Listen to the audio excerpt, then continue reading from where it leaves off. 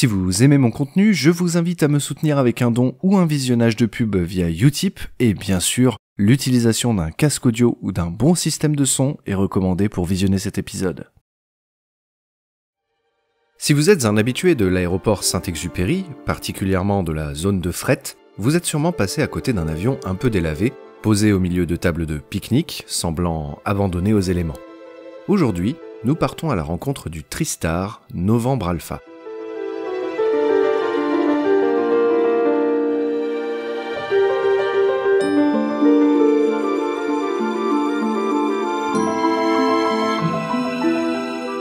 Nous sommes le 18 novembre 1972 à Palmdale, en Californie.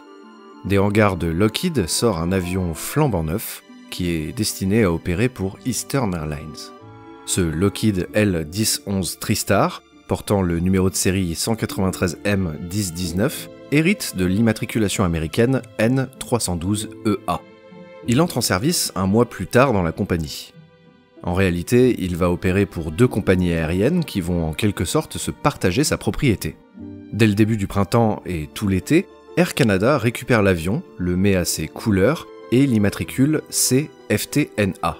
Et au début de l'automne et tout l'hiver, Eastern Airlines le récupère, le remet à ses propres couleurs et lui redonne l'immatriculation N312EA. Il est donc utilisé toute l'année dans les deux pays et ça dure de fin 72 à mai 81, soit 9 ans plus tard. À ce moment-là, l'avion est racheté définitivement par Air Canada, qui peut désormais l'utiliser à temps plein sous son immatriculation définitive CFTNA ou Novembre Alpha pour les intimes. Pendant 7 ans, la feuille d'érable va arborer la dérive de ce TriStar, transportant des milliers de passagers chaque année. Mais en 88, il est acheté à Air Canada par une toute nouvelle compagnie aérienne, Air Transat, une jeune compagnie fondée par des anciens pilotes de Québec Air, basée à Montréal et visant les vols internationaux vers et depuis le Canada. Et notre TriStar devient le second avion acheté par la compagnie. Air Transat avait inauguré sa première ligne aérienne entre l'aéroport Montréal-Mirabel et Acapulco. Et en 88, elle ouvre également une ligne vers Paris et la nouvelle compagnie prend très vite de l'ampleur les années suivantes, s'équipant d'une belle flotte de TriStar, dont notre Novembre Alpha.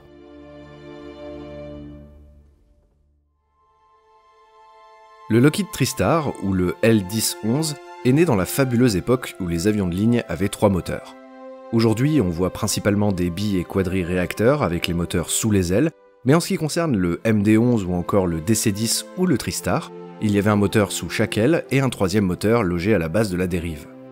Pour le DC-10 et le MD-11, les ingénieurs avaient opté pour un grand moteur à l'air libre au-dessus duquel était fixée la dérive, alors que pour le Boeing 727 ou le TriStar, le moteur, plus petit, était intégré au fuselage, ce qui limitait la taille du moteur et sa puissance, mais était bien meilleur aérodynamiquement parlant. Au moment du lancement du TriStar en 72, Boeing domine déjà le marché puisque les 727 sont un succès commercial repoussant sans cesse les records de vente depuis leur lancement en 64. Pour ne rien arranger, McDonnell Douglas a sorti un an avant le TriStar le DC-10, son concurrent direct. Là où le 727 peut emporter un peu moins de 200 passagers au maximum, le TriStar et le DC-10 peuvent en transporter 400. Le problème, c'est que le TriStar est en retard. Il aurait dû sortir bien plus tôt. Mais la complexité de la conception du troisième moteur et son intégration au fuselage, sans parler des problèmes de la firme Rolls-Royce qui fabrique les moteurs et est sauvée de la banqueroute par le gouvernement britannique, retardent la mise en service du TriStar. Dans l'intervalle, le DC-10 sort et rafle les premières commandes, dont celle d'American Airlines, qui était la compagnie à l'origine de la demande d'un tel appareil. Le DC-10 sera un succès commercial avec près de 400 exemplaires produits, et l'avion est même décliné en ravitailleur pour les forces aériennes américaines et néerlandaises, devenant le KC-10 et le KDC-10, produits à plus de 60 exemplaires. Le TriStar, lui, ne sera produit qu'à 250 exemplaires, un nombre insuffisant pour que Lockheed rentabilise les coûts faramineux du développement de l'avion. Le triste sort du TriStar poussera Lockheed, à l'origine de certains des avions les plus emblématiques de l'histoire de l'aviation comme le Constellation, le Vega ou l'Electra, à se retirer définitivement du marché de l'aviation civile en 84. Quant au DC-10, gagnant de ce combat, Il se révélera pourtant bien moins fiable, causant la mort d'énormément de passagers et subissant un grand nombre de défaillances, là où le TriStar n'a connu que très peu d'accidents mortels et aucun imputable à un problème technique venant de l'avion lui-même. Toute l'année 88, le Novembre Alpha opère pour la compagnie québécoise. Il est prêté temporairement à Air France pour l'année 90, toujours sous cette immatriculation canadienne, avant de revenir chez Air Transat en 91. Durant toute la décennie 90, la compagnie québécoise achète d'autres modèles d'avions comme les 737, des A320 ou des 757 et multiplie les destinations, y compris hors du Canada. Et le 7 juillet 2001, le Novembre Alpha opère un court vol reliant Lyon à Berlin.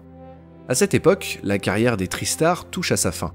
Ces trimoteurs, complexes et coûteux à maintenir en état de voler, sont progressivement remplacés, à partir du début des années 2000, par des bimoteurs plus simples, plus récents et plus économiques. Ce jour de juillet, le Novembre Alpha accueille 197 passagers et 14 membres d'équipage pour ce Lyon-Berlin, nommé vol TSC 906. Très fiable, il totalise depuis sa mise en service 66 223 heures de vol et près de 25 000 cycles, un cycle représentant un vol, du décollage à l'atterrissage. Dans le cockpit, le commandant de bord totalise 22 000 heures de vol dont 2600 sur TriStar, le copilote 14 300 heures dont 180 sur TriStar et le mécanicien 6 500 heures dont 2000 sur ce modèle. Ils ont été mis au courant par les stations météo d'une météo très mauvaise dans le nord-est de la France, zone qu'ils vont traverser après le décollage depuis Lyon. Afin de détecter les zones où la météo est défavorable, l'avion est équipé d'un radar qui détecte les gouttes d'eau et leur concentration, ce qui permet à l'équipage de se frayer un chemin en passant par des endroits plus calmes. À 18h46, heure de Lyon, le Novembre Alpha décolle de la piste 18 droite et presque immédiatement doit, selon la procédure, contacter la fréquence des départs de Lyon pour la suite de la montée. Vu que l'avion a décollé plein sud pour être face au vent, mais qu'il doit se diriger vers le nord, il demande un virage gauche pour faire demi-tour. Le contrôleur en charge de la fréquence approuve, mais les pilotes voient sur leur radar que, au cap 014 qu'on leur demande de suivre, ça les obligerait à traverser une cellule orageuse. Ils demandent alors au contrôleur de continuer leur montée, mais avec un cap à 350 degrés. Le contrôleur approuve. La montée continue, le vol passant sur les fréquences de contrôle de Marseille, puis Genève. Les radars météo à bord du TriStar indiquent qu'il longe une grosse cellule. C'est au moment où l'équipage est passé sur le contrôle de Genève, alors qu'ils sont en train de faire un virage à droite pour suivre la trajectoire du plan de vol, que l'avion est subitement frappé par une très courte averse de grêle, puis une déferlante, qui cette fois frappe le fuselage de l'avion pendant une quinzaine de secondes.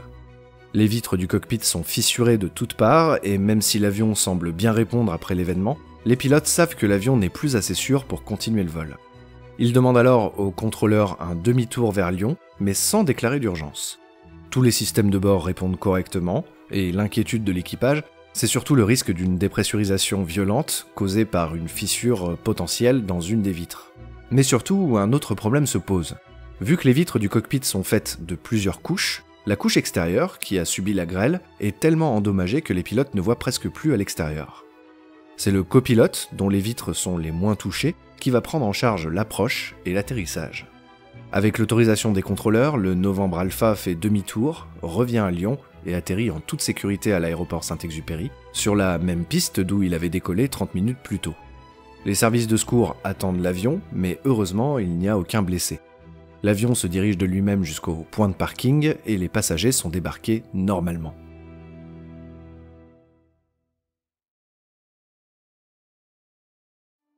Après le vol, le BEA ouvre une enquête comme le veut la procédure. Les photos des dégâts parlent d'elles-mêmes. Les vitres du cockpit sont dans un état critique, des morceaux de fuselage ont été arrachés, certains des feux de navigation et de la peinture ont tout simplement disparu, des panneaux du fuselage manquent et les entrées d'air des réacteurs sont cabossées.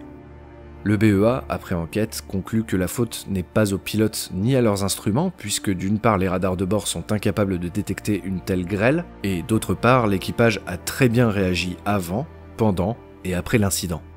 Ils ne pouvaient tout simplement pas savoir que la bordure de la cellule orageuse qu'ils empruntaient était parsemée de grêle. En revanche, tous les systèmes de l'avion sont encore fonctionnels, y compris les 3 moteurs. Il a eu une certaine chance dans son malheur, car la grêle a déjà fait bien plus de dégâts à d'autres vols.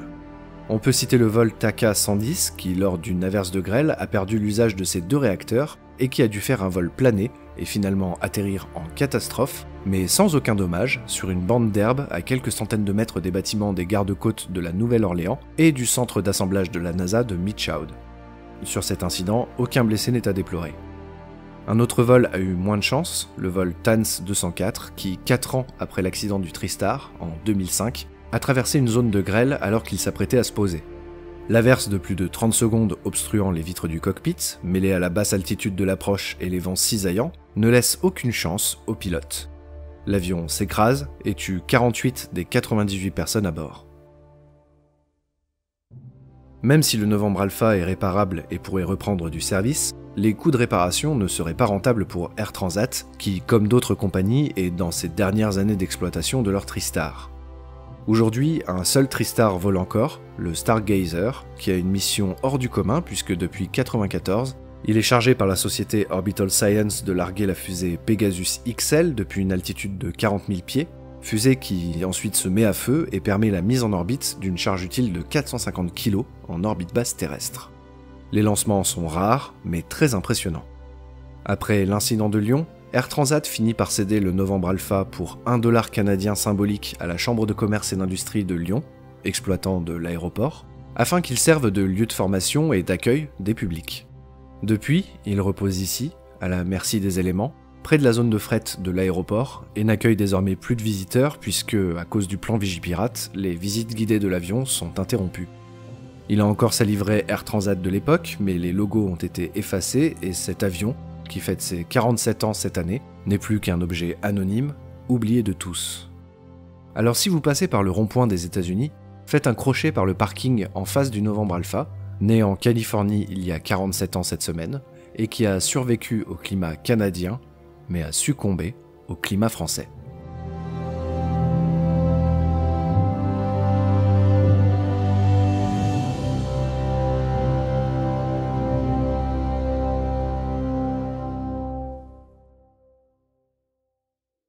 J'espère que vous aurez aimé cette courte vidéo sur un aéronef qui me tenait à cœur, ce petit TriStar que je vois souvent quand je vais regarder les avions à l'aéroport.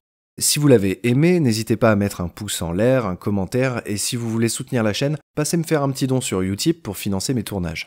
Mon Utip, en ce moment, il est un peu comme le TriStar. Il se sent un peu abandonné. Bref, en attendant, je vous dis à la semaine prochaine pour un nouvel épisode de Stardust. Ciao.